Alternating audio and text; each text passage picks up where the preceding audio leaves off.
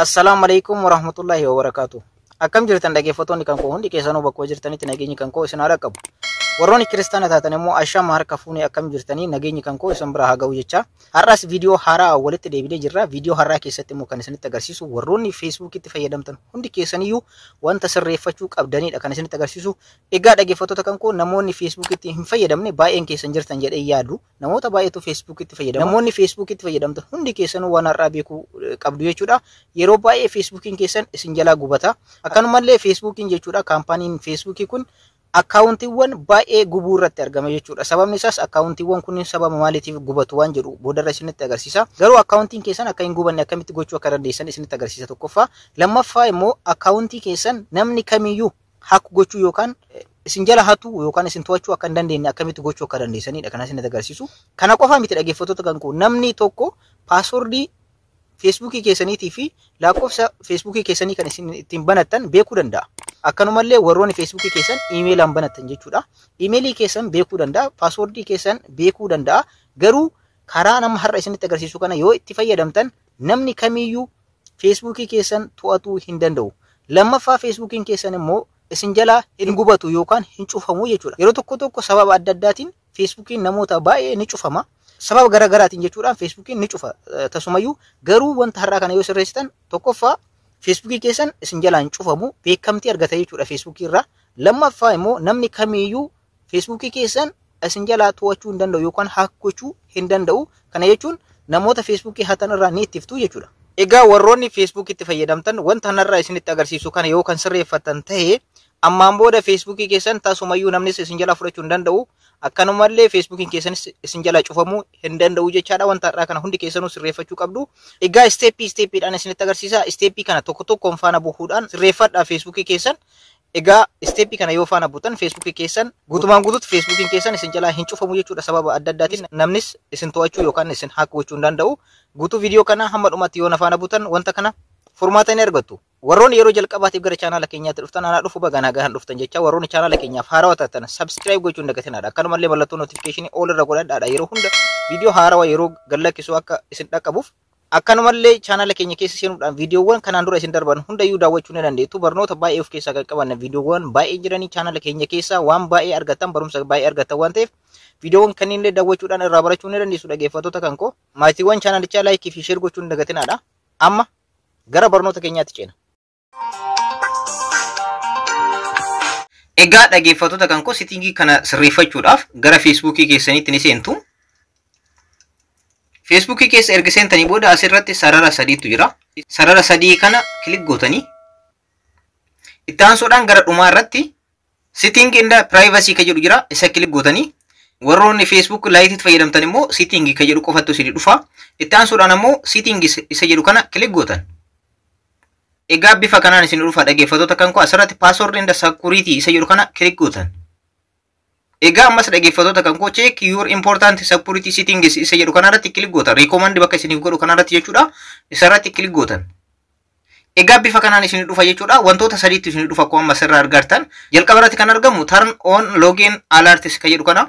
Egaa namni tokko bilbila keessan haaka isin gochuudhaaf yoo kan carraaqu ta'e akka beeksisaatti bakka isinitti beeksisuudha. Inni lammaffaa your password is okay isin jedha. Isa kana right isiniif godha yeroo hundayyuu passwordin keessan isa cimaa yoo ta'e jechuudha. Haala kanaan right isiniif godha. Passwordin keessan cimaadha jechuudha. Inni sadaffaadha turn on two factor authentication ka jedhu jira. Egaa dhaggeeffattoota kan koo isaan kanneen sadeedha kan isin dhufa jechuudha. Sadeen keessaa kan irraallu isa jalqaba irratti argamu kanaa fi isa sadaffaa irratti argamudha. Inni lammaffaadha sirriinuu dhufeera waan ta'uuf settingiiwwan sirreessuu qabdan isa kanadha. Jalqaba irratti turn on login alerts jedhu kana irratti kilik gootan. Egaa inni kun maaliif isin fayyada dhaggeeffattoota kan koo namni tokko Facebookii keessan kan hatu yoo ta'ee fi yookaan paaswordii fi lakkoofsa bilbila Facebookii keessan ittiin bantan yookaan beeku ta'e akkuma inni login godhe jechuudha. Yeroo san beeksifni bilbila keessan irratti isin dhaqqabaa jechuudha. Kana gochuun waan isin gargaaruuf. Egaa isa kana sirreeffadhaadha yeroo hundayyuu. Egaa asirratti wantoota sadii isin filachiisa. Tokkoffaa irratti Facebookiidhaan. Facebookii keessan irratti notifiikeeshiniin akka isin dhaqqabu gochuudhaaf. Kana jechuun namni tokko Facebookii keessa yoo kan hatu ta'e yookaan Facebookii keessa lakkoofsa bilbilas argatee paaswordis argatee yoo login godhee kan seenu ta'e yookaan kan hatu ta'e karaa Facebookiitiin meseejiin akka isin dhaqqabuuf. Inni lammaffaa immoo meseenjeraan karaa meseenjeraatiin ergaa isiniif akka erguuf. Namni Facebookii keessan to'ate yoo jiraate battalumatti meeseejii isiniif ergeeru jechuudha karaa messengeraatiin. Sadaffaan karaan imeeliitiin yookaan karaa lakkoofsa bilbilaatiin. Warroonni lakkoofsa bilbilaatiin feesbuukii banatan lakkoofsa bilbilaatiin jechuudha akka meeseejiin isin ga'u. Warroonni imeeliidhaan banatan immoo imeeliidhaan beeksifni akka isin ga'u gochuudhaaf. Kana jechuun nam tokko bilbila feesbuukii keessan irratti yoo kan seenu ta'e battalumatti beeksifni isin ga'a jechuudha. Kanaaf isaan kanneen keessaa tokko ni filatu jechuudha. Yeroo baay'ee feesbuukiin na filadha. Feesbuukii irratti notifikashiniin akkanaaf ergamu barbaada waan ta'eef isa kana on godha. Isin kan barbaadan gochuu dandeessan. Messenger irratti akka isin ga'u gochuu dandeessanii imeelii keessan irratti yookaan bakka imeelii naa dhufe kana irratti isin lakkoofsa bilbilaa keessan dhufa isa irratti akka meseejiin isiniif ergamu gochuu dandeessu. Kanneen keessaa sadeen keessaa tokko ni filattu. Isa jalqabaa kana filadhee jira.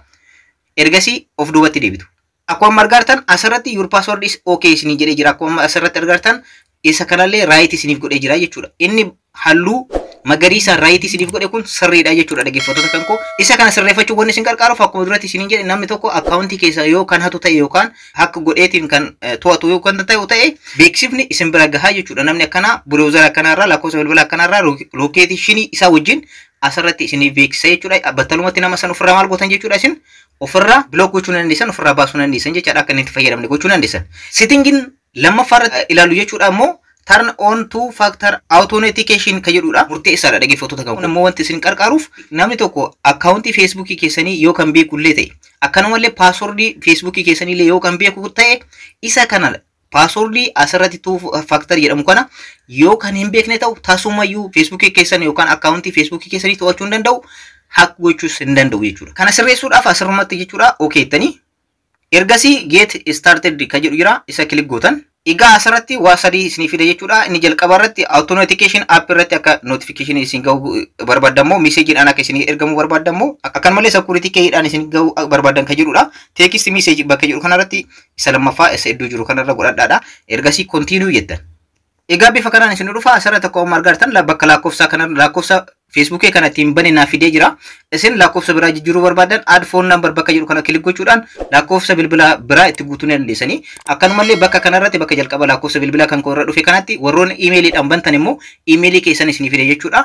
Isin lakkoofsa bilbilaa keessan sirriidha waan ta'eef yoo guutuu barbaadan add phone number bakka jedhu kanarratti kan biraa guuttachuu ni dandeessanii jijjiiruu ni dandeessan jechaadha. Ergasii dhumarratti maal gootan sirrii ta'uu isaa erga hubattanii booda continue jettan.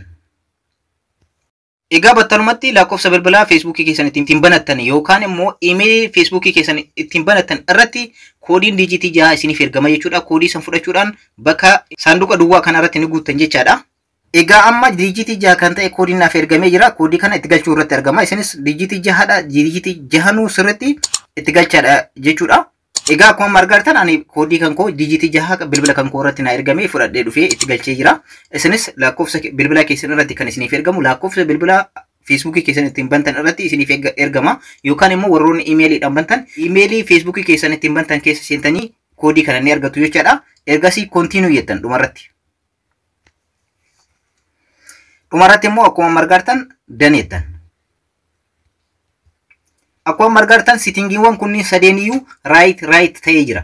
Faayidaan isaa tokko tokkoon isinitti irra deebi'ee isinitti himu. Egaa akkuma asirratti argartan jalqaba irratti your password is okay isiniin jedha. Passwordin keessan isa cimaa yoo ta'e haala kanaan isiif ta'a sirriidha.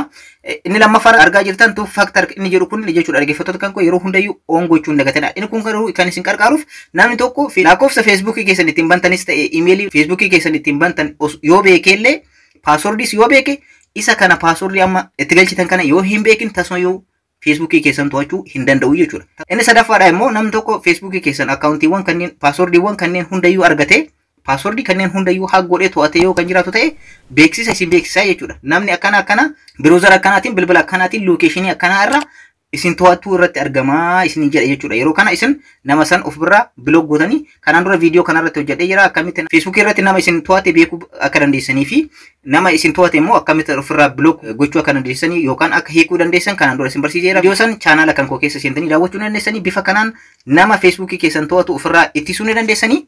Egaa dhaggeeffattoota kan koo bifa kanaan namni kamiyyuu feesbuukii kan keessan hatuu hin danda'u. Settingiiwwan kanneen lamaan yoo sirreeffatan akkaawuntii feesbuukii keessanii yeroo hundayyuu sakkuur ta'ee isiniif ta'a nam tokkoyyuu to'achuu hin danda'u jechuudha. Nama isin to'achuudhaaf yaalallee battalumatti isin beeksisa yeroo san ofirraa block gootan jechuudha. Kana qofa miti dhaggeeffattoota kan koo yeroo baay'ee feesbuukiin mataa isaatiiyyuu feesbuukii keessan ni cufaa jechuudha. Sababni inni cufuu maaliifi settingiiwwan kanneen waan hin sirreessineef Facebookiin keessan ni cufama jechuudha. Facebookiin mataan isaatiiyyuu namoota baay'ee horachaa waan jiruuf ni cufa jechuudha. Kanneen irraa of eeguu dandeessanii settingiiwwan kanneen sirreeffadhaadha. Barnoota kanarraa asumarratti xumuree jira.